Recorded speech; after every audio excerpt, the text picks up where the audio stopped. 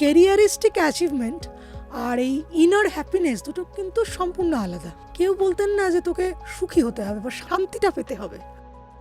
সন্তান না কাজ, পড়েছো এরকম সিচুয়েশন? না, আমি না একটু অ্যাবনর্মাল প্রকৃতির। এখনকার দিনের বাবা মারাও তো তাদের মতো করে একা, তারা হয়তো গল্প করার কেউ নেই। Parenting is such a role of someone's life যেখানে কিন্তু কোনো অভিনয় চলে না। Mind can be your best friend, also if you can't train your mind it can be your worst enemy. এই যে এত ধরনের লেখা একসঙ্গে লিখছো, প্রত্যেকটা রিসার্চ একসঙ্গে চলছে, মানে মাথায় ওই ব্রেনেতে ওই আলাদা আলাদা কম্পার্টমেন্ট টাইপ হয়ে গেছে, মানে যখন যেটা করছি একদম ফুল সেটাতে ফোকাস দিয়ে করছি আর কি। আমাদের মনের উপর কন্ট্রোল যদি আমরা পুরোটা নিয়ে আসতে পারি তাহলে তো ভগবানের পর্যায়ে পৌঁছে যাব। যারাই চূড়ান্ত সফল বা যারা অনেক কিছু করেছেন, একটা ব্যাপার কমন যে দে আর ভেরি মাচ ফোকাসড। তুমি একজন ভীষণ স্ট্রং ওম্যান। যতই আমরা না বলি, আমাদের প্রত্যেকের মনের মধ্যে একটা অন্ধকার প্রকোষ্ঠ আছে যেটা অন্যের ভালো দেখতে পারে না।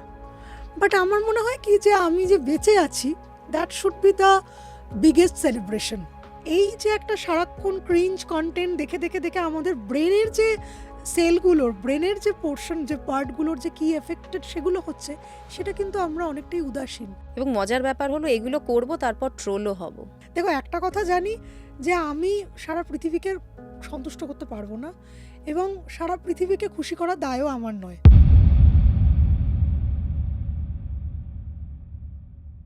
সঙ্গে সঙ্গীতায় আপনাদের সঙ্গে আমি সঙ্গীতা। আজকের এই পডকাস্টে আমাদের সঙ্গে রয়েছেন সাহিত্যিক দেবারতী মুখোপাধ্যায়। এই পডকাস্টে যেমন তার লেখা নিয়ে আলোচনা হয়েছে, পাশাপাশি আলোচনা হয়েছে স্পিরিচুয়ালিটি এবং নানান গুরুত্বপূর্ণ বিষয় নিয়ে। শুনে দেখতে পারেন।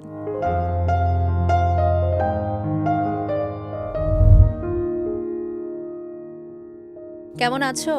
খুব ভালো আছি, তুমি কেমন আছো? ভালো আছি। এখন কি লেখা চলছে সেটা আগে বলো। 2026 সালে আমি ঠিক করেছিলাম যে গত 2-3 বছর ধরে প্রচুর ঐতিহাসিক উপন্যাস অনেকগুলো লিখেছি। এবারে খুব অদ্ভুত দুটো বিষয়ের ওপর এখন লিখছি। একটা হচ্ছে একটা বাঘকে নিয়ে, মানে বাঘই চরিত্র, বাঘই তার নিজের কথা বলছে, একটি বিখ্যাত বাঘিনী, তার নামটা আমি এখনই বলছি না। আর আরেকটা হচ্ছে সেটা একটু মেডিকেল দিকে ঘেঁষা, যে একজন মানুষের মানে একটা বন্ধ্যা মহিলা, তার কিভাবে তার জীবন হতে পারে। এই দুটো কাজ আমার চলছে একসাথে। তার সঙ্গে উল্লাসকরের যেটা তৃতীয় পর্ব, গ্রেট ক্যালকাটা কিলিং, এবং তার সঙ্গে স্বাধীনতা পরবর্তী বাংলা, 1971, সমস্ত কিছু নিয়ে। মানে একসঙ্গে সব রকম লেখা চলছে। হ্যাঁ, এটা প্রথমেই জানতে হবে তোমার কাছ থেকে, তুমি যেহেতু যে লেখাগুলো লেখো প্রচণ্ড ডিটেলে লেখো এবং প্রচুর রিসার্চ থাকে তার পেছনে, এই যে এত ধরনের লেখা একসঙ্গে লিখছো, প্রত্যেকটা রিসার্চ একসঙ্গে চলছে, মানে মাথায় সম্ভব কি এটা করে? না, মানে ব্রেনেতে ওই আলাদা আলাদা কম্পার্টমেন্ট টাইপ হয়ে গেছে, মানে যে কম্পার্টমেন্টটা যখন অন করি, মানে যেখানটা আমার ছেলের সঙ্গে শিশু হয়ে তার সঙ্গে খেলতে হবে, তখন সেইটা অন করে দিই। যখন মনে হয় যে আমি উল্লাসকরটা লিখবো, উল্লাসকর উপন্যাসের তৃতীয় ভাগটা যেটা লিখছি সেটা লিখবো, তো it's all about the training the mind. মানে আমি আমি বিশ্বাস করি যে mind can be your best friend, also if you can't train your mind it can be your worst enemy.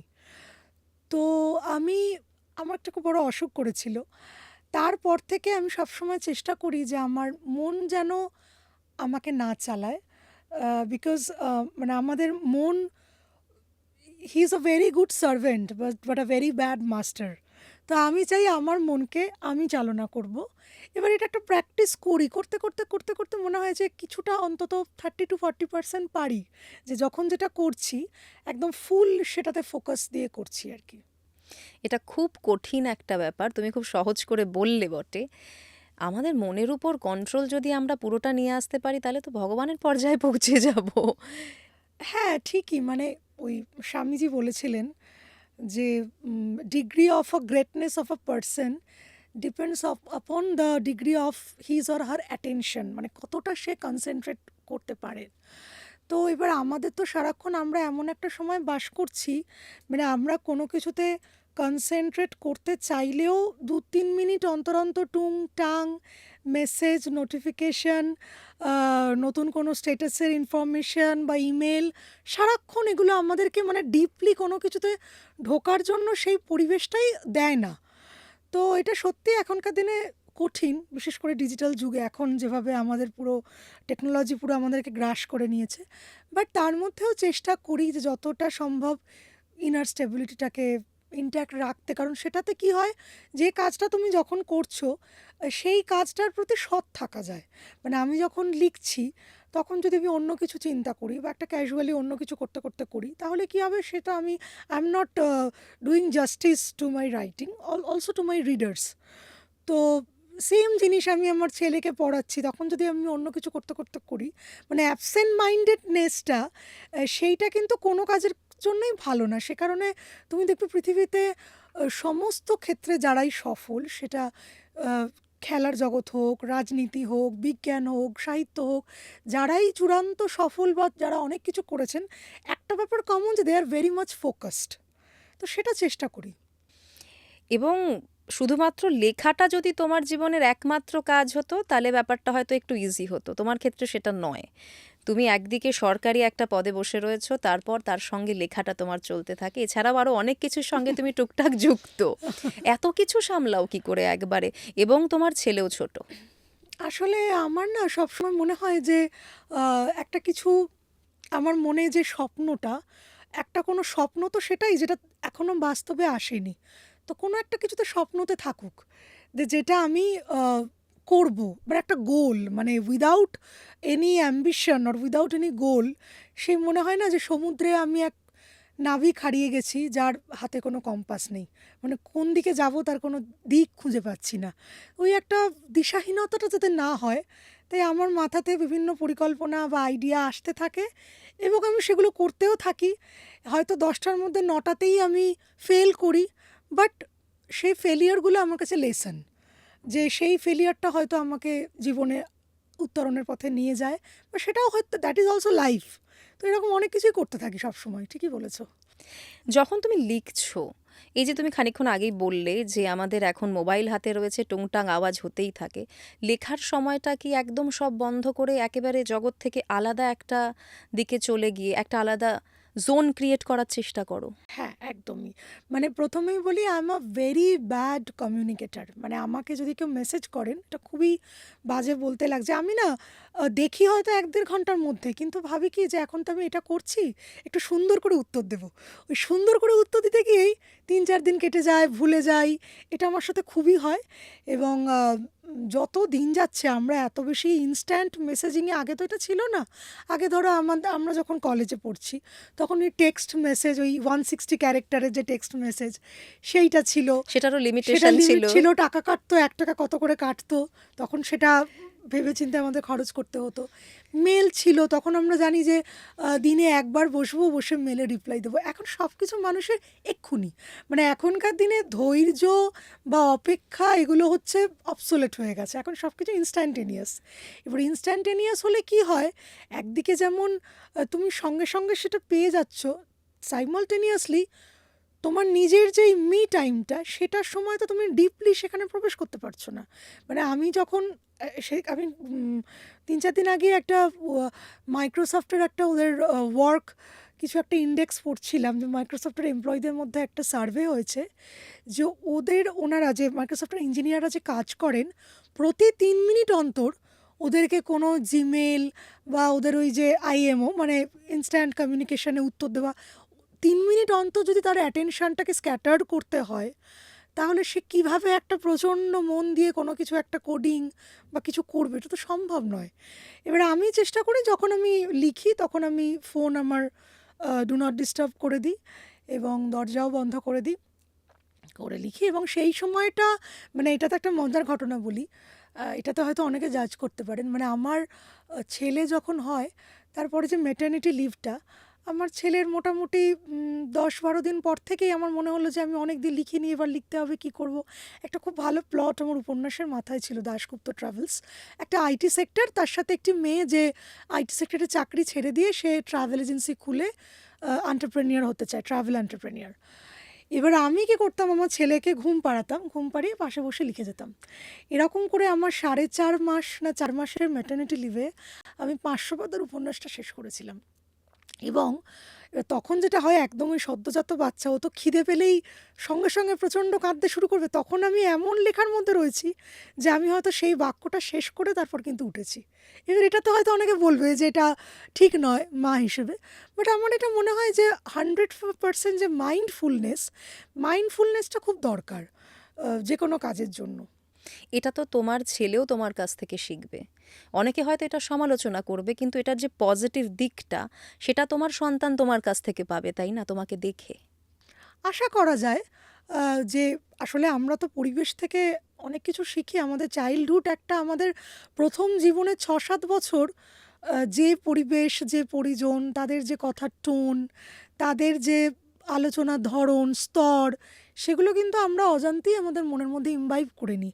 এবার অনেকে সেটাকে ক্রমাগত যুদ্ধ করতে করতে 30-35 বছরে গিয়ে আনলার্ন করে আবার হয়তো নিজের মতো রিলার্ন করে, বাট দ্যাটস ভেরি ডিফিকাল্ট। তো চাইল্ডহুডটা একটা খুব বড় আমাদের জীবনের একটা অঙ্গ, ভীষণ ভীষণ সেন্সিটিভ সেন্সিটিভ। একটা মানে জায়গা। একটা সামান্য কিছু দেখবে, তোমার কোনো কিছুতে যদি বিরক্তি আসে বা কোনো কিছুতে তোমার ট্রমা, সেটার হয়তো রুটটা রয়েছে তোমার শৈশবের কোথাও একটা। এটা ইটস আ মানে প্রুভেন ফ্যাক্ট। একটা বই আছে জন জন ব্র্যাডশর হোম কামিং বলে, খুব বিখ্যাত বই, ওটা আমি পড়েছিলাম। মানে বইটা তো ওয়ান্ডারফুলি লেখা আছে কিভাবে আমাদের প্রত্যেকটা কথা বলার ধরন, আমাদের পছন্দ, আমাদের অপছন্দ, সেগুলো সব আমাদের প্রথম 5 বছরের মধ্যে কিন্তু আমাদের মধ্যে ইমবাইব বা প্রথিত হয়ে যায়। তো সেটা আশা করতে পারি হবে, দেখা যাক। কখনো গিল্টি ফিল হয়েছে? ধরো আমরা প্রত্যেকে যারা মায়েরা রয়েছি, ওয়ার্কিং মাদার যারা রয়েছি, তাদের একটা ডিলেমায় পড়তেই হয় যে সন্তান না কাজ। কখনো কখনো এমন সিচুয়েশন চলেই আসে লাইফে। পড়েছো এরকম সিচুয়েশনে? না, আমি না একটু অ্যাবনর্মাল প্রকৃতির। মানে এটা আমি ভাবি যে আমার বাড়িতে, মানে যদি কেউ বলেও, প্রথমত ধরো 100 জনের মধ্যে 99 জনই বললেন না, বাট যদিও বা একজন বলল, আমার তাতে কিছু করে যায় আসে না। কারণ আমার মনে হয় যে আমার ছেলে ছোট থেকে এটা দেখে বড় হোক যে তার মা শুধুই তার মা নয়, তার মা একজন ফাইটার। সে সব কিছু, তিনি মানে তার জীবনের যে স্তরগুলো তিনি লড়েন, তার লড়ার সেই প্রত্যয় আছে, আত্মপ্রত্যয় আছে, ডিটারমিনেশন আছে, কনফিডেন্স আছে, এবং ও যাতে সেই ফাইটিং স্পিরিটটা শেখে, সেটা আমার মনে হয় অনেক বেশি ইম্পর্টেন্ট। মানে ওই কোয়ালিটি টাইম, কোয়ান্টিটি টাইম, এটা অনেকে সেগ্রিগেট করেন, একদমই ঠিক। বাট তার থেকেও আমার মনে হয় যে parenting is such a role of someone's life, যেখানে কিন্তু কোনো অভিনয় চলে না। কারণ তুমি সারাক্ষণ একজনের রাডারে রয়েছো। তোমার কথাবার্তা, তোমার কোনো কিছুর প্রতি তোমার ব্যবহার, তোমার কোনো মুড সুইং, তোমার কোনো কিছুর প্রতি ট্রিটমেন্ট, সব কিছু কিন্তু সে সারাক্ষণ মানে একেবারে সেই ভিজিলেটারের মতো মানে নোটিস করে যাচ্ছে। তো সেখানে তোমার যে ট্রু যে আর কি ওই আকরিকটা, মানে অরিজিনাল যে সেলফটা, সেটা খুব ম্যাটার করে। তো আমার মনে হয় যে আমি যেমন, আমি তেমনই ওর কাছে দেখাই। মানে আমার ছেলে যেমন এখনও 6 বছর পেরিয়ে 7 বছরে পড়েছে, ও এর মধ্যেই বুঝে গেছে যে ওর মা এরকম নয়, যে মানে ওর ধরো অন্যান্য অনেক বন্ধুর মায়েরা যেমন, ও বরং আমাকে টেক কেয়ার করে। মানে আমি অনেক জিনিসই রেখে খুঁজে পাই না, অগোছালো, আমি একটু খুব ভুলো মন, ও আমার গুছিয়ে দেওয়া, আমি বলি যে এটা কোথায় আছে, ও নিয়ে আসা, কি এই ওষুধটা খাওয়া। আমার মনে হয় যে এই ভগবান মানে একটা করে ঠিক জুটিয়ে দেয় আর কি, মানে একটা করে কমপ্লিমেন্টারি করে দেয়। তো মনে হয় যে আর বাচ্চারাও ছোট থেকে যেমন পেরেন্ট দেখে, সে সেভাবে নিজেকে অ্যাডজাস্ট করে, এটা আমার মনে হয়। কোথাও না কোথাও এটা একবার ভেবে দেখো, যে বাচ্চাদের, আমি স্পেসিফিক্যালি ছেলেদেরটা আলাদা করে বলবো, কেননা মেয়েদেরকে সমাজ বলে তোমায় কাজ শিখতে হবে, ছেলেদের তো খুব একটা বলে না যে কাজ শিখতে হবে। এখন অবশ্য দিন পাল্টাচ্ছে, অনেকেই বলেন। কিন্তু যে বাচ্চাদের মায়েরা ধরো একটু অগোছালো, মায়েরা হয়তো ভুলে যায়, তারা পুরো বেশি কাজটা করে না, স্বাবলম্বী। এক্স্যাক্টলি। একদম। আমার মা যেমন ভীষণ গোছানো, যে কারণে আমি এরকম হয়েছি। বাট আমার কাজিনস যারা দেখেছি, তাদের মায়েরা ওয়ার্কিং ছিলেন, কি তারা একটুখানি অত সময় পেতেন না, ওরা কিন্তু ভীষণ সাব্যস্ত। তো ঠিক আছে, আমার আমার আমি না একটু অন্যভাবে ভাবি যে ওই কে কার ছেলে, কে কার মা, তার থেকেও বড় কথা আমরা সবাই হচ্ছে এই অমৃতাস্য পুত্রা। প্রত্যেকের একটা করে গর্ভ লাগে জন্মানোর জন্য, আমরা কারুর না কারুর গর্ভ ধারণ করে এসেছি, প্রত্যেকেই অমৃতস্য পুত্রা। তো তো যে যার ভাগ্য বলো বা যে যার পরিণতি নিয়ে আসে সে তার মতো। তাকে তুমি গাইড করতে পারো, তাকে তুমি আলো দেখাতে পারো, তাকে তুমি একেবারে পুরো হাত ধরে চলানোটা আমার মনে হয় না দরকার আছে।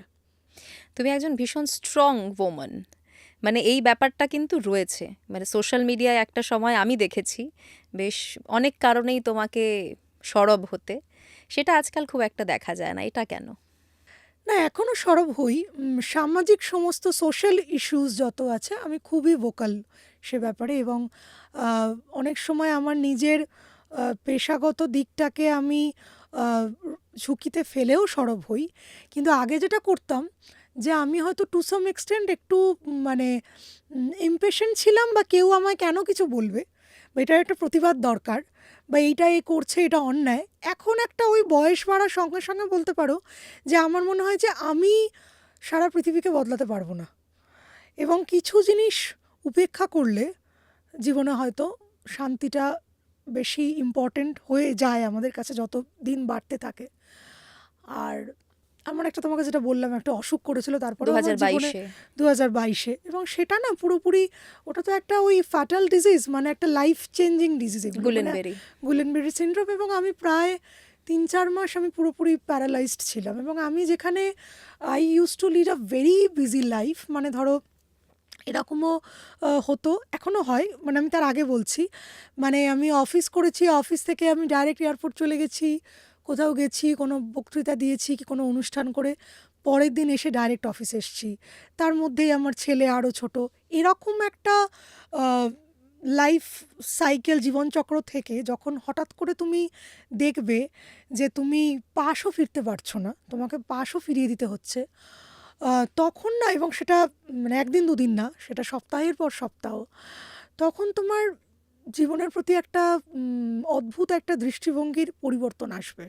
যে আমরা যে ছোট থেকে মানে আমরা যারা 90s কিডস, এটা কম্পিটিশান, এই করতে হবে, এই পেতে হবে, এত মার্কস পেতে হবে, জয়েন দিতে হবে, তারপর এই করতে হবে, ওই করতে হবে, আমাদের না ছোট থেকে কেউ, সবাই আমাদের বলতেন, আমাদের অভিভাবকরা, পরিবার, আত্মীয় স্বজন, ডাক্তার হতে হবে কি ইঞ্জিনিয়ার হতে হবে কি বড় কোনো প্রফেসর হতে হবে, কেউ বলতেন না যে তোকে সুখী হতে হবে বা শান্তিতে থাক, শান্তিটা পেতে হবে। এবার এই ক্যারিয়ারিস্টিক অ্যাচিভমেন্ট আর এই ইনার হ্যাপিনেস দুটো কিন্তু সম্পূর্ণ আলাদা, কোনো মিলই নেই। কোনো এবং মিল তুমি নেই। ভাবো আমাদের মধ্যবিত্ত বাঙালি বাড়িতে আমাদের সময়টা যেহেতু মোটামুটি একদম কাছাকাছি, আমরা ছোটবেলায় এই মানে মেন্টাল হেলথ বলে যে কিছু হয় কিছু জানতামই আমরা না। শুনিনি কোনো একদমই। দিন। জানতামও না, এবং সেই সচেতনতাটাও ছিল না। এবং এইটা আমি তখন উপলব্ধি করলাম আমার এই অসুখের সময়, যে আলটিমেটলি আজ থেকে 100 বছর পরে কটা লোক আমার কথা মনে রাখবে? হ্যাঁ, 200 বছর পরে কেউই মনে রাখবে না, 500 বছর পর তো ছেড়েই দাও। তো কি যায় আসে, মানে ইট ডাজন্ট ম্যাটার, মানে তোমায় কে কি বলছে, তোমাকে হয়তো কেউ জাজ করছে তোমাকে না জেনেই, তোমার সম্বন্ধে পুরোটা কেউ কিছু না জেনেই, সে তোমার হয়তো একটা 3 সেকেন্ডের ক্লিপ, বা সে তোমার একটা কোনো একটা খুবই শর্ট টার্মের কিছু একটা অ্যাকশন দেখে সে অনেক কিছু বলে দিল, বললে বলুক, থেকে যায় আসে না, এরকম একটা ফেজে তখন চলে গেছিলাম। তার কারণ মানে আমি এতটাই একটা বড় ট্রমা থেকে আমার অসুখটা ইনডিউসড হয়েছিল, সেই ট্রমাটা আমাকে অনেক কিছু শিখিয়েছিল।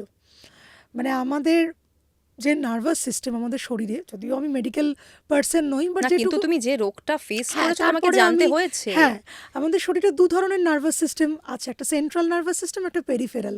সেন্ট্রাল মানে যেটা একদম সেন্ট্রালি যেটা কোঅর্ডিনেট করে, আর পেরিফেরাল নার্ভাস সিস্টেম হচ্ছে আমাদের আঙুলের ডগা থেকে যেগুলো আমাদের নার্ভগুলো যায়। তো এই আমার গুলেনবেরি সিনড্রোমে কি কি হয়, এই পেরিফেরাল নার্ভাস সিস্টেমটা পুরোপুরি ড্যামেজ হয়ে যায়। এবার এটা যখন আমি রুট কজটা খুঁজতে গেলাম যে কেন আমার হলো, মানে হঠাৎ করে আমি দুর্গাপূজায় আনন্দ করছি, ঘুরলাম বেড়ালাম, হঠাৎ করে একদিন সকালে উঠে আমি দেখলাম যে আমার পা থেকে অবশ হয়ে যাচ্ছে, কেন?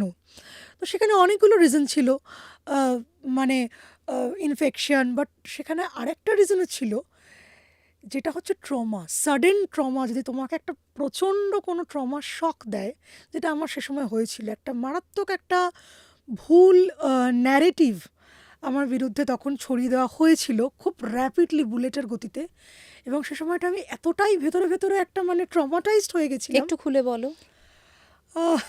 অ্যাকচুয়ালি আমি ৫-৬ বছর আগে, এটা কোথাও আমি বলিনি, তারও প্রায় ৫-৬ বছর আগে আমি একটি প্রথম সারির বাংলা পত্রিকাতে একটা গল্প লিখেছিলাম। একটা কাল্পনিক গ্রামের কাল্পনিক উপজাতির একটা কাল্পনিক প্রথা নিয়ে।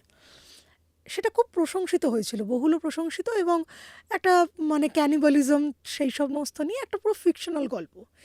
সেইটা ৫ বছর পরে ওই ২০২২-এ দুর্গাপুজোর সময় কিছু শুভানুধ্যায়ী আমার, তারা কিছু শুভানুধ্যায়ী তারা কি করলেন, ওই ধরনের সিমিলার যে উপজাতি তাদেরকে আমার বিরুদ্ধে একটা ভুল বার্তা দিলেন যে আমি নাকি তাদেরকে ডিফেম করেছি, এবং তারা যেহেতু বাংলা পড়তে পারেন না, না তাদের নাম, না কোনো কিছু, পুরোপুরি একটা ফিকশন। মানে আমাদের তো এরকম কত লেখা আছে, অনেক সৌজদ্বীপের কিছু রাজা, মানুষ অনেক লেখে। কিছু আছে। তো সেরকম সময় তুমি বিশ্বাস করবে না, একটা মানে আহ, মানে আর্মি, অ্যান আর্মি অফ হ্যাট্রেড শুরু হয়ে গেল। তা যারা আর কি সমস্ত এই উপজাতিদের গিয়ে উস্কোচ্ছে, তারা কিন্তু বাঙালি, যারা কিন্তু বাঙালি, এবং they are also tagging our chief minister, তখন যিনি chief minister, the then chief minister, যে ইনি একজন গভর্নমেন্ট অফিসার হয়ে একটি উপজাতিকে ডিফেম করছে, বাট এটা কিন্তু কাল্পনিক উপজাতি। এবার আমি ১ দিন ২ দিন পরে আমি ব্যাপারটা এতটাই, আমার জানি না, ট্রোল আমাকে নিয়ে আগেও হয়েছে, এতটা আমাকে কখনো এফেক্ট করেনি।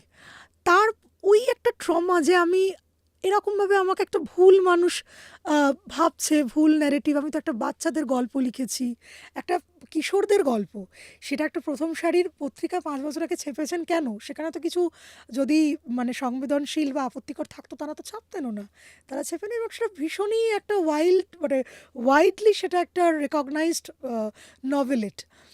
তো সেরকম সময় আমার এই অসুখটা হয়, এবং পরে যখন আমি এই দিকে আসি, স্পিরিচুয়াল দিকে বলো বা এই মেন্টাল হেলথের দিকে অনেক অর্গানাইজড ওয়েতে আমি যখন কাজ করতে শুরু করি আফটার মাই রিকভারি, তখন আমি দেখি যে আমাদের যে যেটা তোমাকে বলছিলাম পেরিফেরাল নার্ভাস সিস্টেম, আমাদের না ট্রমা যে বলে, ট্রমাটা কিন্তু কোনো মেন্টাল ডিজিজ না।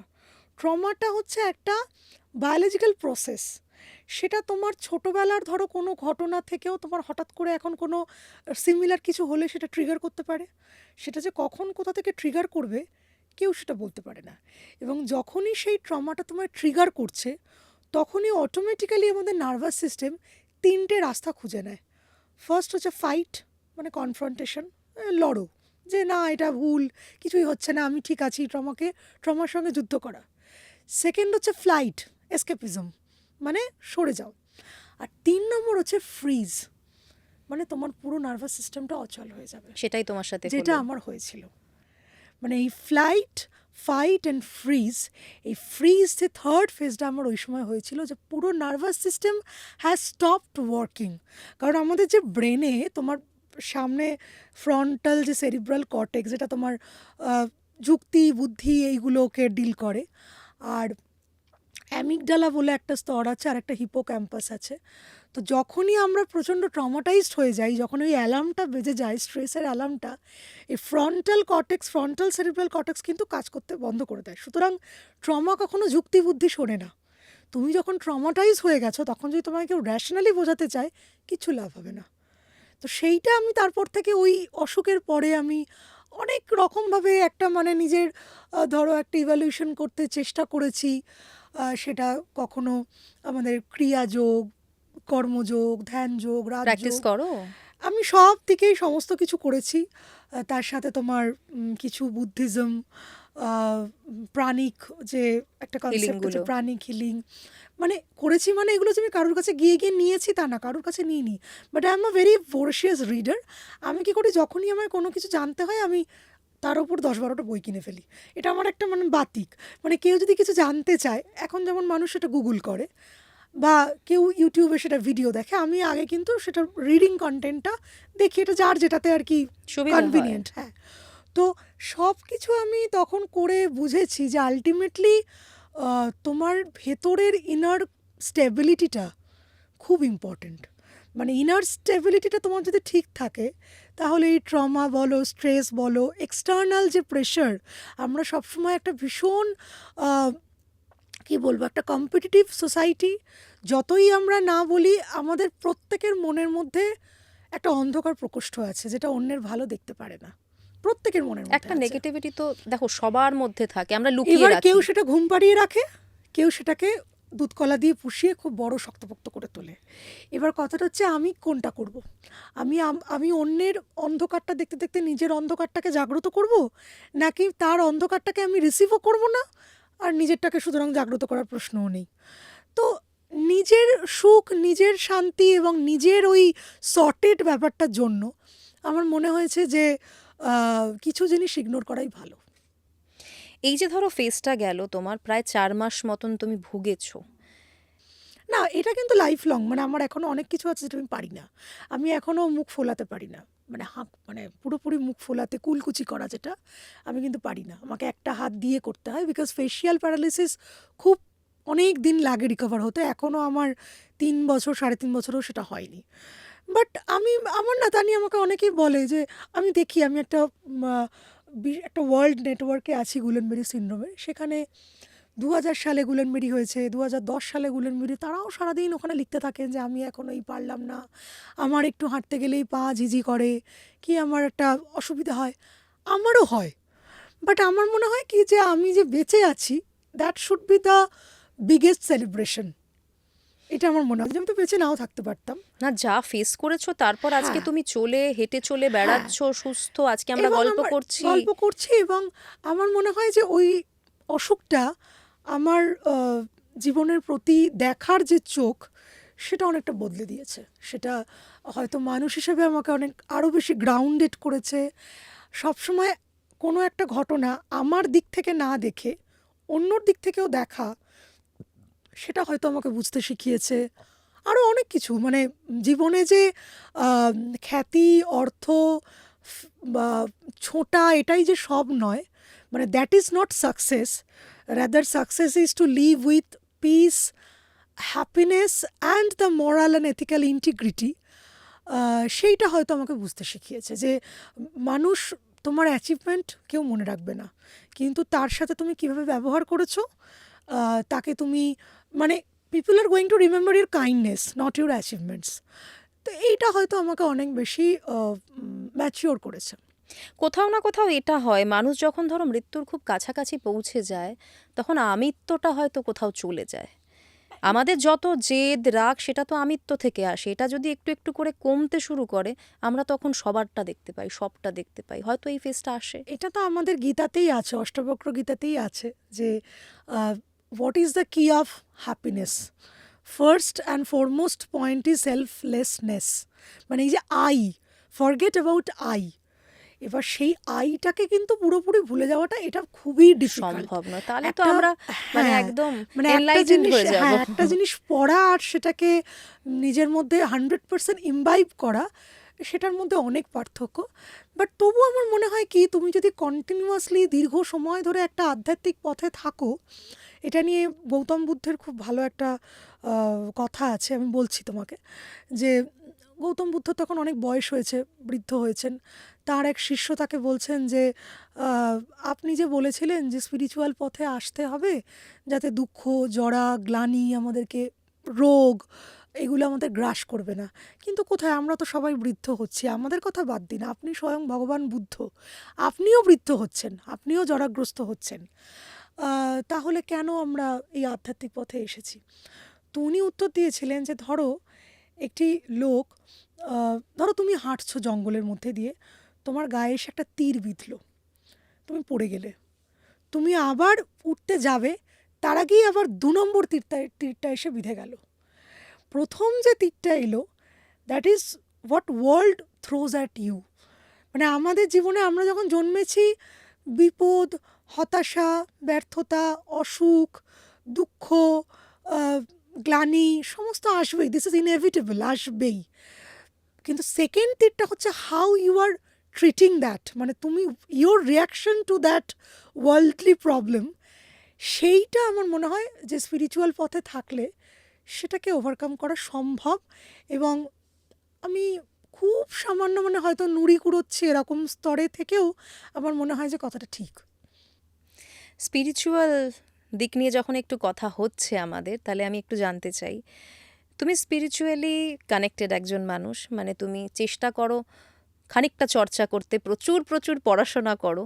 তোমার এখনো পর্যন্ত কি মনে হয়েছে যে ভগবান আছেন, ভূত প্রেত আছে?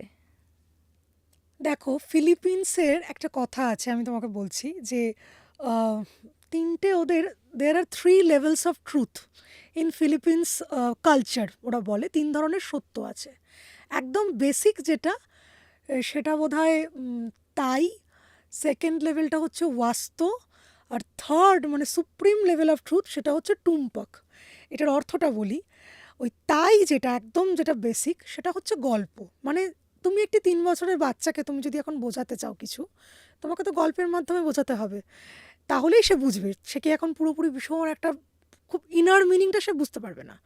তো ম্যাক্সিমাম আমাদের পৃথিবীর মানুষ, তাদের স্পিরিচুয়াল ম্যাচিউরিটি কিন্তু খুবই মানে একটা শিশু লেভেলে স্পিরিচুয়াল ম্যাচিউরিটি। এবার তাদেরকে বোঝানোর জন্য নানা রকম গল্পের উদ্ভব হয়েছে, নানা রকম পৌরাণিক গল্প বলো। এই যে ভগবান তুমি বললে, আমাদের যে 33 কোটি মানে 33 রকম যে ভগবান, ঈশ্বর, শিব, দুর্গা, গণেশ, এই যে এত আমাদের হিন্দু ধর্মের দেবদেবী বলো বা অন্যান্য ধর্ম, এগুলো কিন্তু সবই হয়েছে তাদেরকে গল্প স্তরে, তাদেরকে উম, সত্যিকারের যে ভাবটা, যে নির্যাসটা, সেটাকে সম্পৃক্ত তার সাথে করার জন্য। কিন্তু তার থেকেও যারা বেশি ধরো ম্যাচিওর্ড, তাদের কাছে হয়তো তার ইনার মিনিংটা গেছে। তো আমার মনে হয় যে আমরা, তুমি, আমি বা আমরা সকলে যারা হিন্দু ধর্মে জন্মেছি, সম্ভবত হিন্দু ধর্ম হচ্ছে একমাত্র পৃথিবীর ধর্ম যেটা হচ্ছে নাস্তিককেও তারা কিন্তু অ্যাকসেপ্ট করে। তোমাকে আমি বলছিলাম যে না, প্রশ্ন করার অধিকার কিন্তু ইভেন হিন্দু ধর্মকে আদৌ ঈশ্বরের অস্তিত্ব আছে কি না সেটার প্রশ্ন করার অধিকারও কিন্তু আমাদের হিন্দু ধর্মে রয়েছে। হ্যাঁ, মানে আজকে আমি সেই জায়গা থেকেই তোমাকে প্রশ্নটা করতে হ্যাঁ, পারলাম। মানে মানে আমি তোমাকে বলছি, ইউএস বা ইউকেতে ধরো, ওরা ভাবতেই পারে না, যারা কট্টর খ্রিস্টান হয়, ক্যাথলিক যারা, যে নন বিলিভার মানে দে আর নট, মানে তারা খ্রিস্টানই নয় তাদের কাছে। কিন্তু আমাদের তো সেটা না। আমাদের তো অনেক, আমাদের তো ফিলসফিতে 4 ভাগ ফিলসফি আছে, জাইনিজম, বুদ্ধিজম, এগুলো সবই তো তোমার পুরোপুরি মানে একদম নাস্তিক দর্শন, যেটা আমাদের যে 9টা স্কুল অফ ফিলসফি আছে, হিন্দু ফিলসফি। তো আমার মনে হয় যে ভগবান আছেন কি ভূত আছেন, ভগবানের মধ্যে শিব, দুর্গা এরা আছেন কিনা, বা ভূতের মধ্যে মামদ, ব্রহ্মদৈত্য, শাকচুন্নি, পেতনি এরা আছে কিনা, সেটা আমি বলতে পারবো না। কিন্তু ডেফিনেটলি আমাদের মহাবিশ্বে, আমাদের মানে পুরো ইউনিভার্স, ব্রহ্মাণ্ডে একটা পজিটিভ পাওয়ার, একটা নেগেটিভ পাওয়ার তো আছেই। কারণ সেটা যদি না থাকে তাহলে সব কিছুই প্রশ্নের মুখে পড়ে যাবে। সেটা তো আমি ডেফিনেটলি বিশ্বাস করি, এবং আমার অশোকের পরে আমি আরও বেশি করে বিশ্বাস করি। কারণ আমার মনে হয় স্বয়ং রামকৃষ্ণ, তিনি অবতার, তিনিও কিন্তু বা মৃত্যুর আগে তাঁরও কিন্তু ক্যান্সার হয়েছিল, তিনিও কিন্তু একটা অসম্ভব কষ্ট পেয়ে তাকে দেহত্যাগ করতে হয়েছিল। তার মানে কি, আমাদের আহ, যারা ঈশ্বরের কাছাকাছি অবতার হিসেবে আমরা যাদেরকে মান্যতা দিই, তারাও কিন্তু কর্মফলের ঊর্ধ্বে নন। তো আমার মনে হয় কর্মের থেকে বড় আর কিছুই নেই। তো যদি ভালো কর্ম হয় সেটা তোমার পজিটিভ পাওয়ারে যাবে, যদি তোমার খারাপ কর্ম হয় সেটা তোমার নেগেটিভ দিকে যাবে। আমি এভাবেই ব্যাপারটাকে দেখার চেষ্টা করি। তুমি একটা নেগেটিভ আর পজিটিভ দুটো এনার্জির কথা বললে, তুমি নিজে কখনো ফিল করেছো সেটা? হ্যাঁ, ডেফিনেটলি। এমনিতে ধরো বিজ্ঞানের ছাত্রী হিসেবে আমাদের তো সব কিছুরই একটা করে আমাদের প্রকৃতিতেই কমপ্লিমেন্ট জিনিসটা রয়েছে। আমাদের নর্থ পোল, সাউথ পোল, আমাদের ইলেকট্রিসিটির মধ্যে ক্যাথোড, অ্যানোড, প্রত্যেকটাতে তো একটা করে পজিটিভ, একটা করে নেগেটিভ আছে। আর আমার মনে হয় যে কিছু ঘটনা আমার সঙ্গে ঘটেছে যেগুলো ভীষণ একটা ধরো, হয়তো সেই মুহূর্তে কোনো সায়েন্টিফিক এক্সপ্লেনেশন পাইনি, আমার সঙ্গেই হয়েছে। তোমাকে আমি বলছিলাম যেটা, তো হয়েছে। বাট হয়তো সেটার প্রতি আমার এখনও অতটা সেই ওদিকটায় আমার অতটা এখনও পড়াশুনো হয়নি বলে আমি অতটা ভালো করে ব্যাখ্যা করতে পারছি না। বাট আমার মনে হয় ডেফিনেটলি এখনও মানে সামেশন করলে পজিটিভ এনার্জির শক্তি নেগেটিভের থেকে বেশি। সেটা সারা জীবন পৃথিবীতে, থাকবে। সেই জন্যই পৃথিবীতে এখনও মানুষ হাসছে, খেলছে, এখনও এত যুদ্ধ চারপাশে। মানে এখন আমরা খুব গর্ব করে বলি যে there is no world war, but এখন আমরা পুরোপুরি ওই নেটফ্লিক্সের মতো ওয়ারের সাবস্ক্রিপশন নিয়ে নিয়েছি। সবসময় তুমি রাশিয়া, ইউক্রেন, এদিকে সিরিয়া, ইরান কন্টিনিউয়াস চলছে, এবং আমরা যেন নিষ্ঠুরতাটাকে দেখতে দেখতে আমরা কিন্তু একটা গা সওয়া হয়ে গেছে আমাদের নিষ্ঠুরতার। মানে আমি এটা তোমাকে বলছি, ধরো তুমি কোথাও দেখলে ইরানে বা কোথাও বা একটা কোথাও প্রচণ্ড ভয়ঙ্কর নির্যাতনের, আমাদের পশ্চিমবঙ্গেই একটা ভয়ঙ্কর কেউ নির্যাতিত হয়ে মারা গেছে, সেটা দেখে তুমি আহারে বললে, পরেই তুমি আঙুলটা যে ঘষিয়ে ডুম স্ক্রল করে যেটা বলে, পরের মুহূর্তেই তুমি যখন আঙুলটা ঘষে নিচেরটায় গেলে একটা হাসির কোনো রিল, তুমি হয়তো হা করে হাসছো। মানে এখন নৃশংসতাটাও আমাদের কাছে খুব স্বাভাবিক হয়ে যাচ্ছে। কন্টেন্ট এবং সব কিছুই এখন খুব শর্ট লিভড, মানে আমাদের সব কিছুই ইনস্ট্যান্টেনিয়াস হতে হতে আমাদের প্রতিক্রিয়া, আমাদের দুঃখ, আমাদের অনুভূতি সব কিছুই আমরা মানে over saturation of the content, সারাক্ষণ এত বেশি কন্টেন্ট আমাদের কাছে আসতে থাকছে যে আমরাও যেন ওই বয়লিং ফ্রগ, মানে সেই মানে সেদ্ধ হওয়া ব্যাঙটার মতো আমাদেরও ধৈর্য বলো বা সহ্যের মাত্রা বাড়ছে। মাত্রা বেড়ে যাচ্ছে। তো সেই দিক থেকে মনে হয় যে আছে অবশ্যই পজিটিভ পাওয়ার, নেগেটিভ পাওয়ার, কিন্তু মাঝে মাঝে হতাশও লাগে সবার মতোই, যে কোথায় আমাদের পৃথিবীটা আমরা যাদের জন্য রেখে যাচ্ছি, আমাদের পরবর্তী 2-3 প্রজন্ম পরের যারা আসবে, তারা একটা যুদ্ধবাজ, ধর্মীয় মৌলবাদে ভর্তি, পলিউটেড, কমপ্লিটলি এনভায়রনমেন্ট শেষ করে দেওয়া একটা অসুস্থ পৃথিবী পাবে। সেটা তো তাদের অধিকার ছিল না, কিন্তু সেটাই তো হচ্ছে। আমি যেহেতু একজন নিজেকে হিন্দু ফিলসফিতে আমি বিশ্বাস করি, হিন্দু জীবন দর্শন, Hinduism is a way of living rather than a religion only. আমরা যেহেতু জন্মান্তরে বিশ্বাস করি, কোনো না কোনো জন্মে সেই কর্মফলের শাস্তি বলো বা আশীর্বাদ বলো, যে কর্ম যা সেটা পাবে, এটা আমার মনে হয়। এবং আমার আরেকটা জিনিস মনে হয়, আমি একটা জায়গায় পড়েছিলাম, ক্রিয়াযোগী শ্যামাচরণ লাহিড়ীর একটা বইয়ে সম্ভবত, মানে ওনারই ক্রিয়াযোগেতে, যে আমরা যে ধরো অনেকে হয় না, দেখবে তারা জন্মানোর পরেই মানে 6-7 বছরেই খুব গম্ভীর, হ্যাঁ, মানে ভীষণ একটা গম্ভীর টাইপের ভাবুক প্রকৃতির। আবার কেউ হয়, আমার বাবাই যেমন 70 বছর বয়সেও সে সারাক্ষণ মানে লাফালাফি করছে 7 বছরের মতো, মানে তার প্রচণ্ড সবেতেই আর কি ইন্টারেস্ট, সঙ্গে লাফিয়ে লাফিয়ে চলে যাচ্ছে।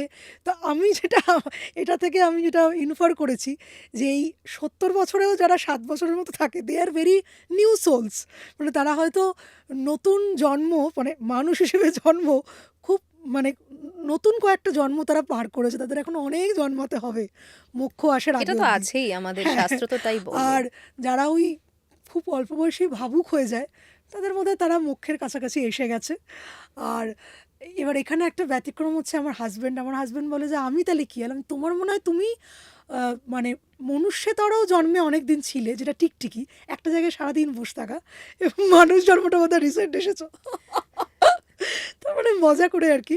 তো সেটাই আর কি, মানে আমার মনে হয় যে ওই কর্মফলের ঊর্ধ্বে কেউ না, স্বয়ং রামকৃষ্ণ নয়, স্বয়ং রাম নন, আমাদের যে পুরাণগুলো সেখানেও আমরা দেখছি প্রত্যেকে কিন্তু আর কর্মফল ভোগ করছেন। আজকে ধৃতরাষ্ট্র থেকে শুরু করে, দুর্যোধন থেকে শুরু করে, ইভেন যুধিষ্ঠির, তার একটা মিথ্যে কথার জন্য, অশ্বত্থামা হত ইতিগজ বলার জন্য তাকে কিন্তু সেই নরক দর্শন কর্মফলটা, করতে নরক হয়েছিল। দর্শনটা করতে হয়েছে। তো সুতরাং আমরা কোথাকারকে। তার মানে তুমি কিন্তু সম্পূর্ণভাবে বিলিভার, বিশ্বাস করো তুমি। I believe in the superpower. Yes. আলোচনায় তোমার হাজব্যান্ডকে নিয়ে কথা হলো, তোমার বাবাকে নিয়ে কথা হলো, একটু তোমার ছেলের সম্বন্ধে জানতে চাইবো, সে কীরকম? সে মনে হয় অনেক বুড়ো একটা আত্মা।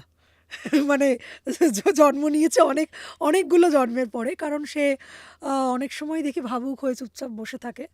তবে আবার কোনো সময় তোমাকে যেটা বলছিলাম, যে ওই দেখবে 150-200 বছর আগে এক ধরনের আমাদের পরিবারে, তখন তো একান্নবর্তী পরিবার, তখন ওই এক ধরনের বাল্য বিধবা পিসি থাকতেন, যে সব ব্যাপারে সংসারে যে নতুন নববধূ, তাকে বিভিন্ন খুঁত ধরা, সব ব্যাপারে একটা মানে সবাইকে আর কি একটা প্রচণ্ড কৌতূহল।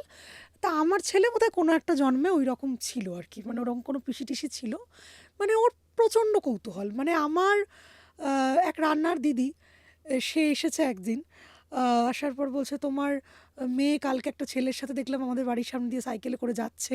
মানে এইরকম ধরনের তার কথাবার্তা। মানে সে তুমি আমার মায়ের জামাটা পরে কেন এসেছো? তুমি কালকে সবুজ তুমি এতদিন তো সবুজ জুতো পরে আসতে, আজকে কেন পিঙ্ক জুতো পরে এসেছো? মানে ও যদি কারুর সঙ্গে কাউকে যদি দেখে তার টপ টু বটম সে কী পড়েছে, তার কি এভরিথিং, আর এটা আমি পুরোপুরি অপোজিট।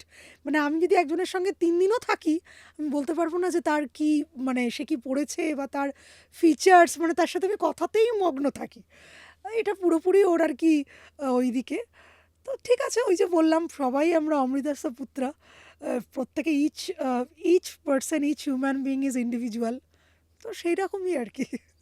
ছেলেকে বড় করা, এখন তার মাত্র ৭ বছর বয়স। তুমি খুব সুন্দর করে নিজের কাজ সামলাচ্ছ, লিখছো। ছেলেকে বড় করা মানে এটা কতটা কঠিন একটা ব্যাপার সেটা একটু শেয়ার করো। এই বিষয়টা সবাই খুব একটা কথা বলে না।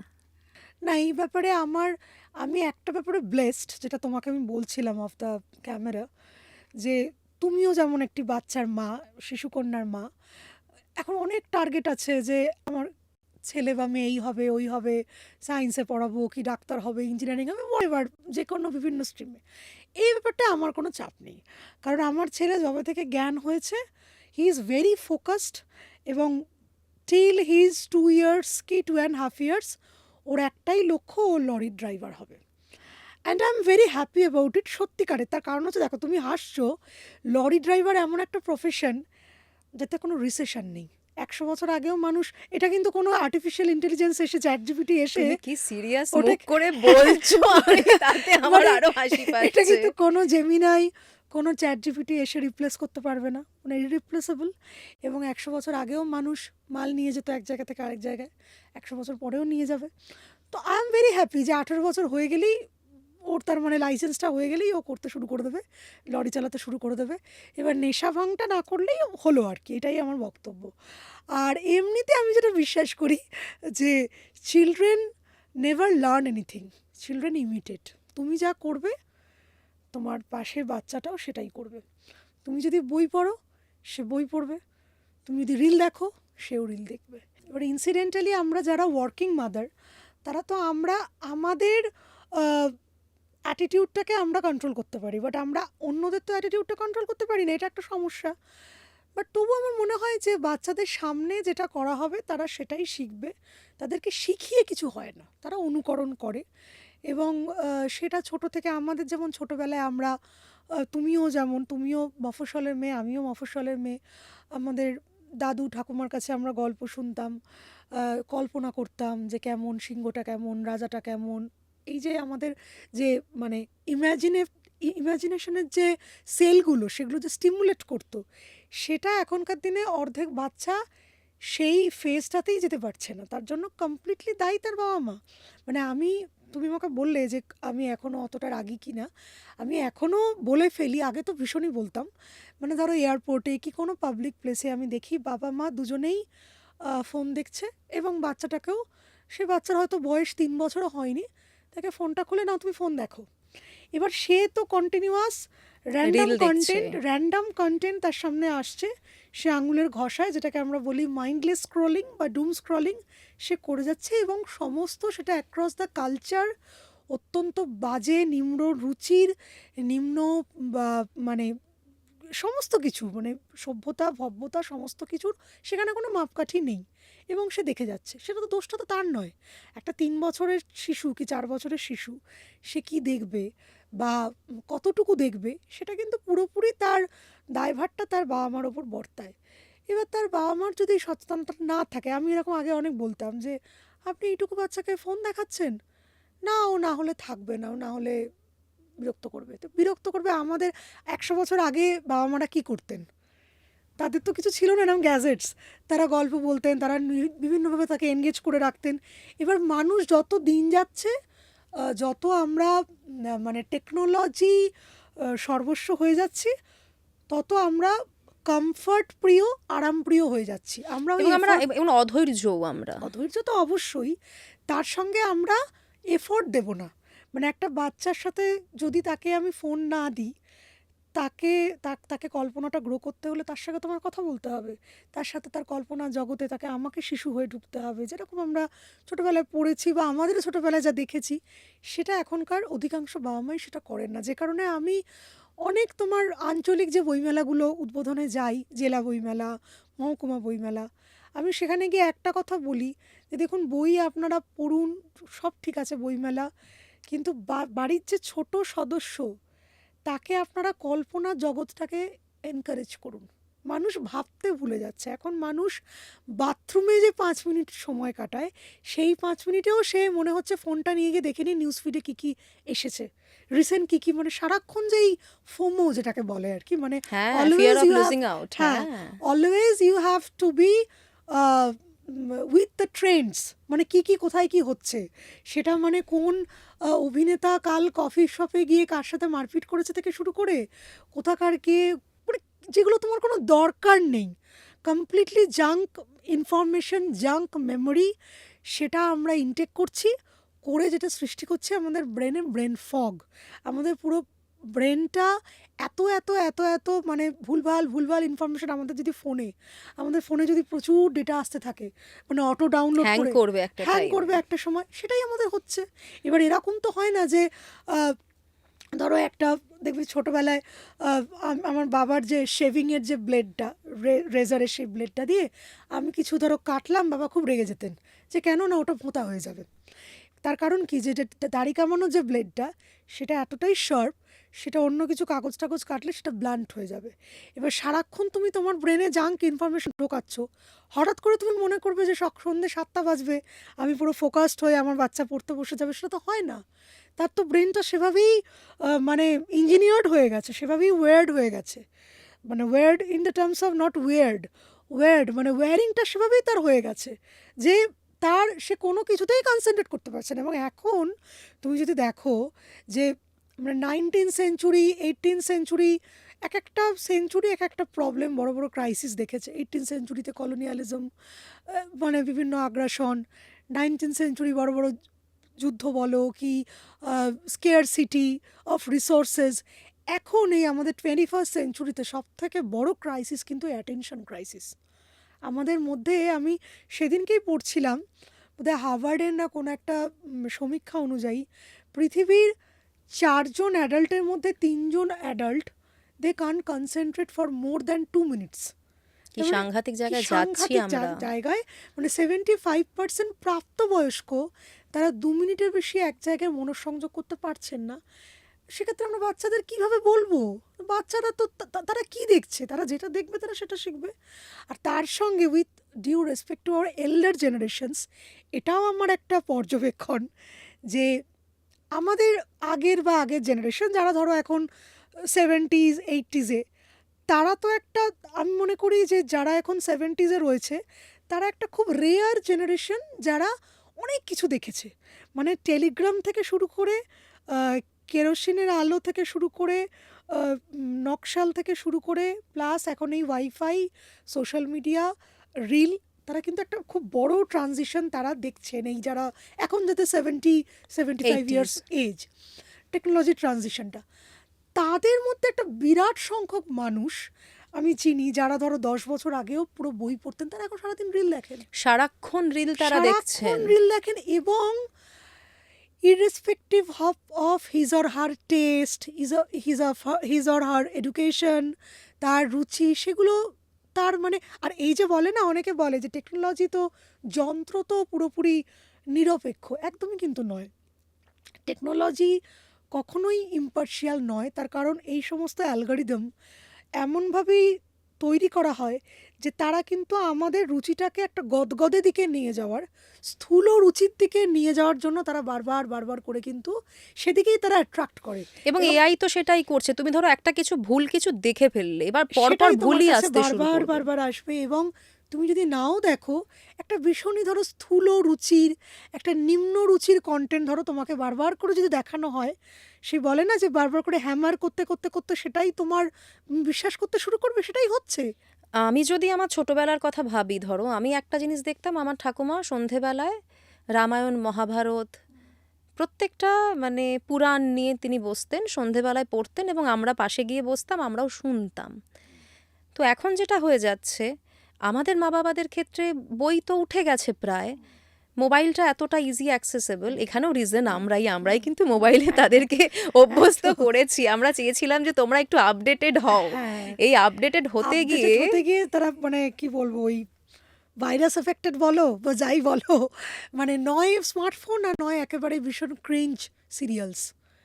2300 বছর আগে চাণক্য একটা কথা বলেছিলেন যে বিষ কি, প্রয়োজনের চেয়ে অতিরিক্ত যে কোনো কিছুই হলো বিষ। এবার আমাদের মধ্যে যদি প্রয়োজনের চেয়ে, যতদিন ধরো ইন্টারনেটটা আমাদের প্রয়োজন ছিল, আমার মনে আছে আমি যখন ইঞ্জিনিয়ারিং পড়তাম আমার ব্রডব্যান্ড কানেকশন ছিল সারা মাসে 1 জিবি। হ্যাঁ, এবং সেই 1 জিবিতেই আমার পড়াশুনোর কাজ, তার সাথে একটুখানি টুকরো অর্কুট, তখন তো অর্কুট ছিল, সব করে আমরা কিন্তু সামলাতাম, হতো তো, সবই তো হতো। তখন কিন্তু সেই একটা ইন্টারনেটের যে একটা মহার্ঘ ব্যাপারটা সেটা কিন্তু ছিল। আর এখন যে একটা আনলিমিটেড একটা প্রতিদিন এত এত ডেটা, এখন যে কারণে এত এত ভুলভাল জাঙ্ক কন্টেন্টস, যেগুলো দরকার নেই আমরা সেটাও দেখছি, ইনফো ডাম্পিং হচ্ছে। ঠিক সেই জিনিসটা আমাদের প্রজন্মের ক্ষেত্রেও সত্যি। আমাদের ছোটোবেলায় 2টো চ্যানেল ছিল, সে অ্যান্টেনা টিভি, ওপরে গিয়ে সে ঘুরিয়ে ঘুরিয়ে মাঝে মাঝে ঠিক করতে কানেকশন হতো। চলে যেত, ঠিক করতে হতো। DD1 আর DD2, এবং আমাদের গরমের ছুটিতে ছুটি ছুটি ছুটি হতো। এবং চাইলেই কিন্তু আমরা কোনো সিনেমা দেখতে পেতাম না। মানে আমাদের যদি কখনো মনে হতো যে আমরা আজকে গুপি গাইন বাঘা বাইন দেখবো, আমরা কিন্তু চাইলেই দেখতে পেতাম না, ওয়েট আমাদের করতে অপেক্ষা হতো। করতে হতো যে যবে ওটা টিভিতে দেবে আমরা তবে দেখতে পাবো। এই যে ওয়েট করা, এই যে অপেক্ষা করা কোনো কিছুর জন্য, এটার কিন্তু দুটো সুফল আছে। একটা আমাদের স্থৈর্য বাড়ায়, আর 2 নম্বর হচ্ছে সেটার প্রতি একটা আমাদের অ্যাটাচমেন্টটাকে আরও বেশি স্ট্রং করে। এখন তো সেটা হচ্ছে না। এখন একটা বাচ্চা বলো কি বড় বলো, যে যেটা মনে হচ্ছে within a fraction of second সে সেটা দেখে নিতে পারে, যাচাই করে নিতে পারে, বুঝে নিতে পারে সব কিছু। So there is no waiting period. এবার এখন আমাদের এই 21st সেঞ্চুরিতে, এখন এই 5Gর যুগে অপেক্ষা, ধৈর্য, ডিসিপ্লিন কন্ট্রোল এগুলোকে খুব নেতিবাচকভাবে দেখা হয়। বাট অ্যাকচুয়ালি কিন্তু এগুলো কিন্তু খুব বড় কোয়ালিটি। একটা মানুষের জীবনে যদি কন্ট্রোল না থাকে, ডিসিপ্লিন না থাকে, তার কিন্তু ট্যালেন্ট হয়তো 30%, বাকি 70% কিন্তু তার হার্ডওয়ার্ক আর ডিসিপ্লিন। মানে মোটিভেশন বলো, ট্যালেন্ট বলো, পরিবেশ বলো, এভরিথিং তাকে একটা লেভেল অবধি নিয়ে যেতে পারে। তারপর কিন্তু তাকে নিয়ে যেতে গেলে তার নিজের প্রতি সংযম চাই, নিজের অনেক কিছু করার থেকে তার কন্ট্রোল চাই, সেলফ কন্ট্রোল এবং ডিসিপ্লিন।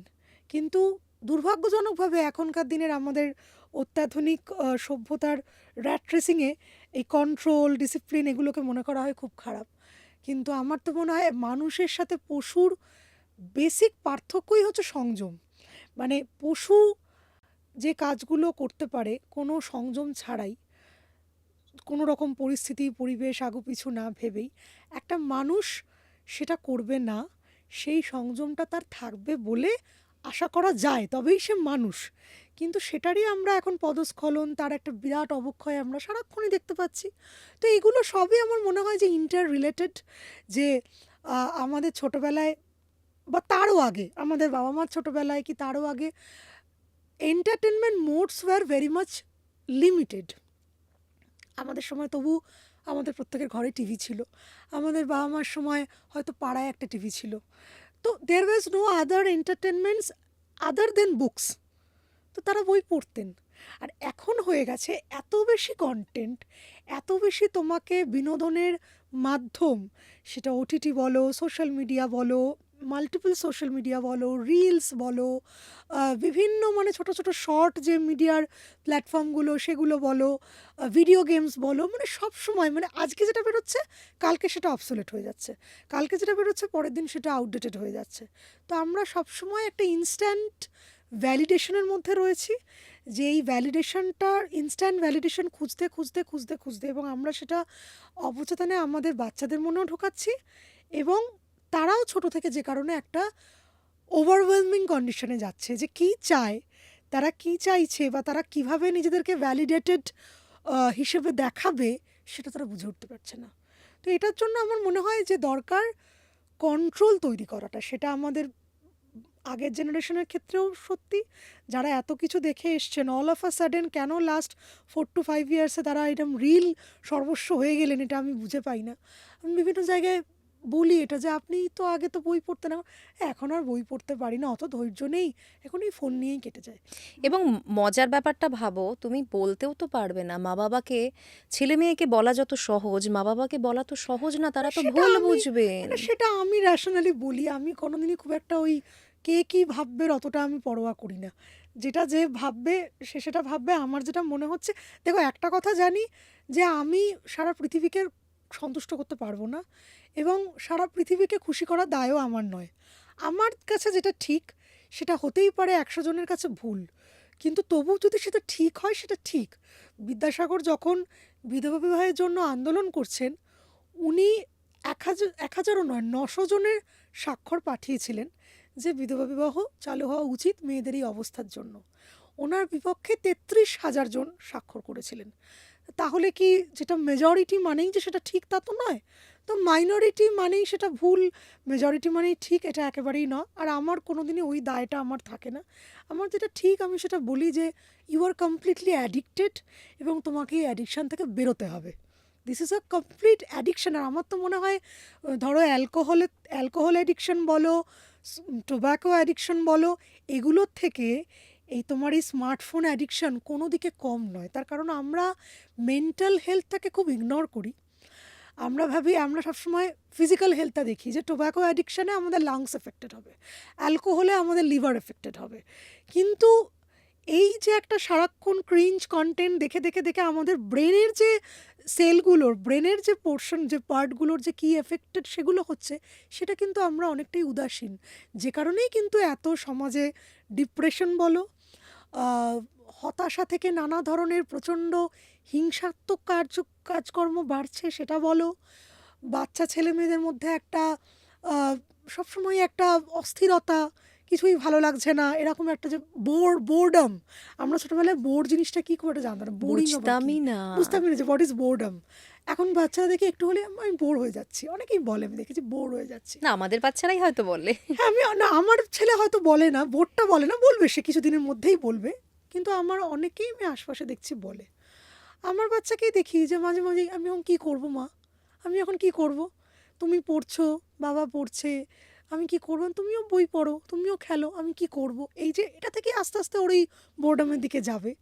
তো এটা কিন্তু সবই আসছে আমাদের ইনস্ট্যান্ট, আমরা সবসময় একটা ইনস্ট্যান্ট লিভিংয়ে এখন অভ্যস্ত হয়ে গেছি, যে সারাক্ষণ আমরা এক্ষুনি খাবো, এক্ষুনি সেটা ফেসবুকে স্ট্যাটাস দেবো। মানে খাবোটা আমি রূপক অর্থে বললাম, কোনো কিছু কিনলাম, কোনো কিছু হলো, কোনো কিছু আমরা অ্যাচিভ করলাম, কিছু অ্যাকমপ্লিশমেন্টস হলো, আমরা সঙ্গে সঙ্গে সেটাকে সোশ্যাল মিডিয়ায় দেবো, এবং আমরা ভ্যালিডেশন নেব, এবং আমাদের তখন সেই হরমোনটা আমাদের সন্তুষ্ট হবে, নেক্সট সঙ্গে সঙ্গে আবার পরেরটায় আমরা চলে যাব। এবং মজার ব্যাপার হলো, এগুলো করব, তারপর ট্রোলও হব। হ্যাঁ, ডেফিনেটলি ডেফিনেটলি, অবশ্যই। এটা দেখো, ওভার দ্য ইয়ার্স মানুষের ম্যাচিওরিটি বাড়ে।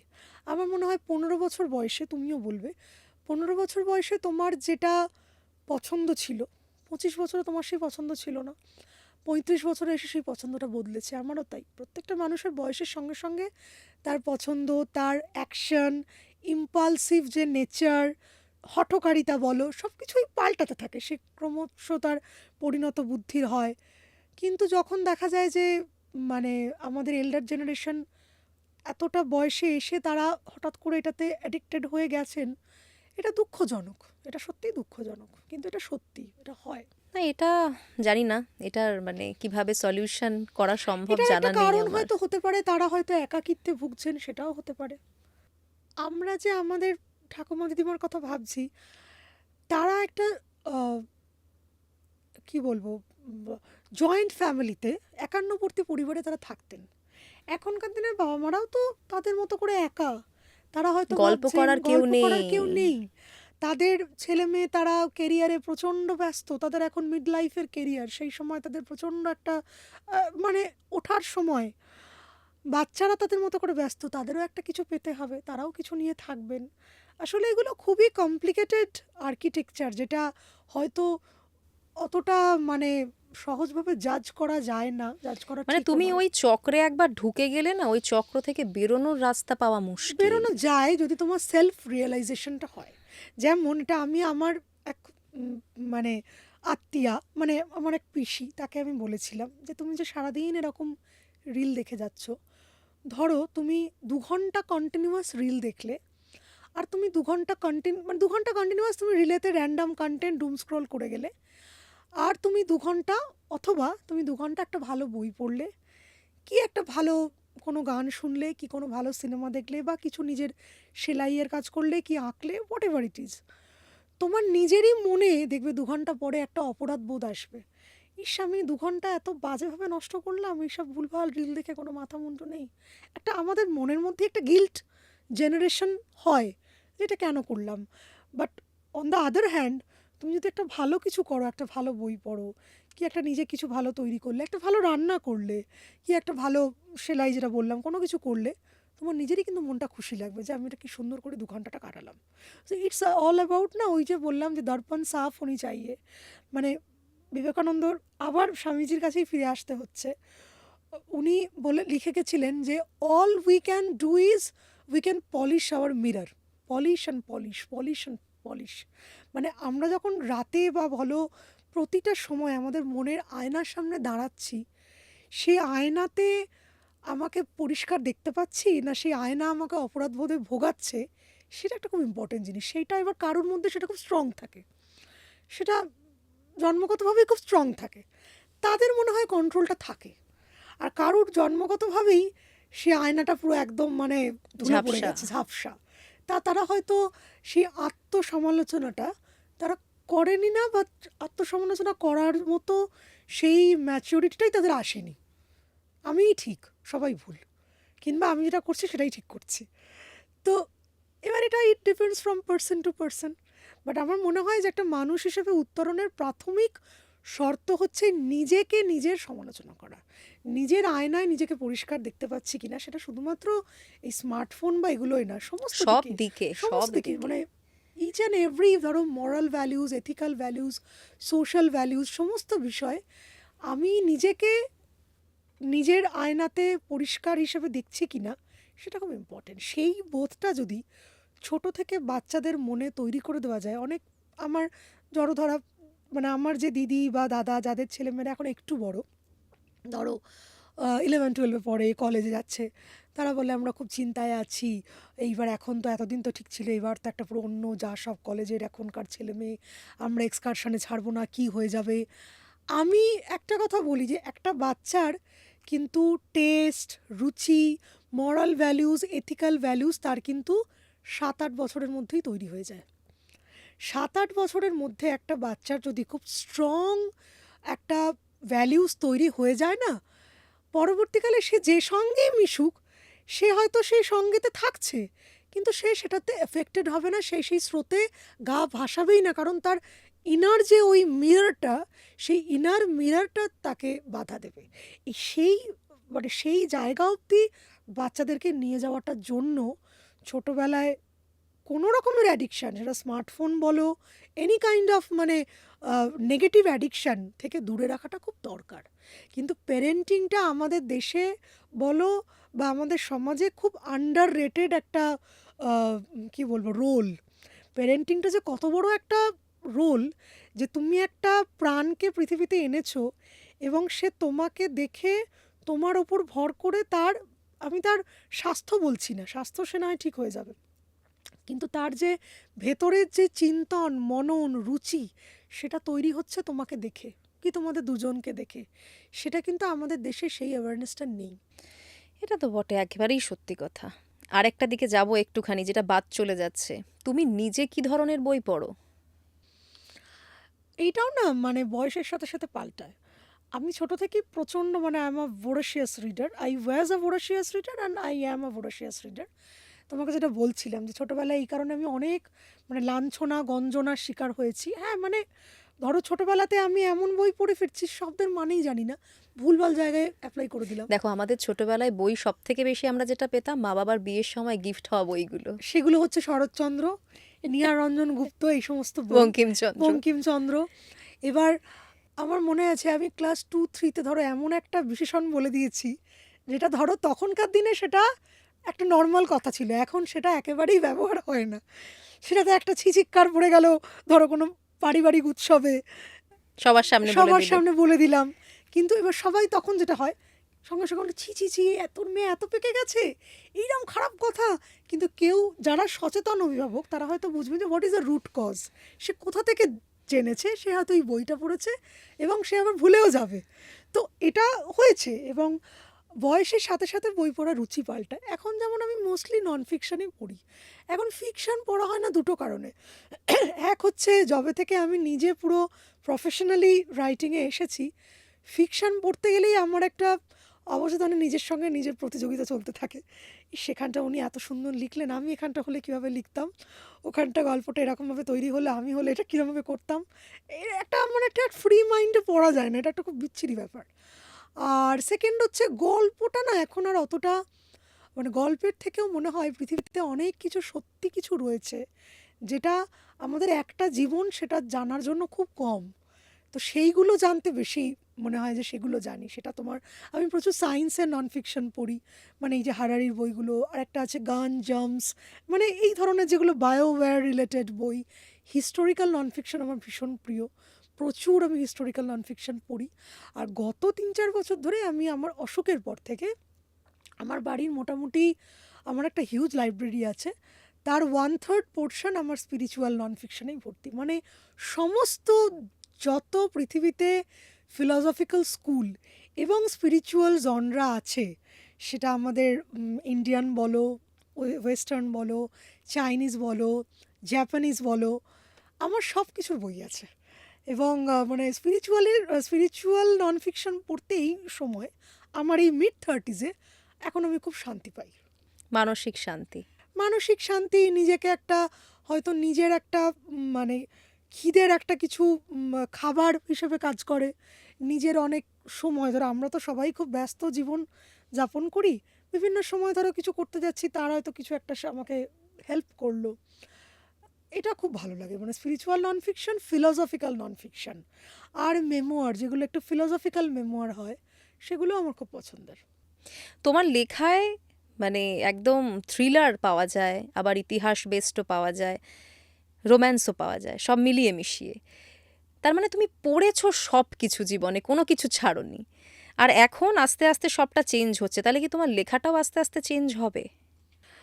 আমার ওই যে শরীর খারাপের পরে 3-4 মাস ভেন্টিলেশন এবং প্যারালাইসিসের পরে আমি প্রথম যে উপন্যাসটা লিখি সেটা হচ্ছে আমার জীবনের প্রথম স্পিরিচুয়াল ফিলসফিক্যাল উপন্যাস, ব্যালেন্স শিট বলে। একটি মেয়ে, সে জীবনের বিভিন্ন জায়গাতে প্রচণ্ডভাবে ঘাত প্রতিঘাতে ক্ষতবিক্ষত রক্তাক্ত হয়ে সে ইচ্ছাকৃতভাবে উত্তরবঙ্গের একটি গ্রামে পোস্টিং নিয়েছে, সে ব্যাংকের ম্যানেজার, এবং একটা শ্মশানের পাশে তার ভাড়া বাড়ি। সে প্রতিদিন অফিস থেকে আসে এবং শ্মশানে মরা পোড়ানো দেখে।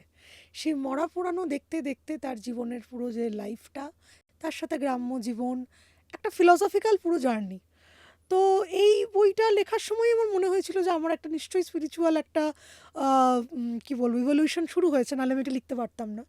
আর এখনও আমি দেখি তারপর থেকে আমি যাই লিখেছি, মানে আমার অসুখের পর থেকে ধরো উল্লাসকর লিখেছি, মগ্ন, নারাজ, কৃষ্ণ সিন্ধুকি, এখানে আমার নিজের অজান্তেই চরিত্রগুলোর মধ্যে আমি একটা করে দার্শনিক দিক হয়তো দিয়ে দিয়েছি, যেটা হয়তো আগে দিইনি। মানে তার মানে আস্তে আস্তে ধারাটা বদলাচ্ছে কোথাও না হ্যাঁ, কোথাও। এটাই তো স্বাভাবিক। মানে তুমি যখনই একটা জিনিসে রেস্ট্রিক্টেড হয়ে যাবে, তাহলে তো তোমার সেখানে আর কিছু you you have nothing to give anymore.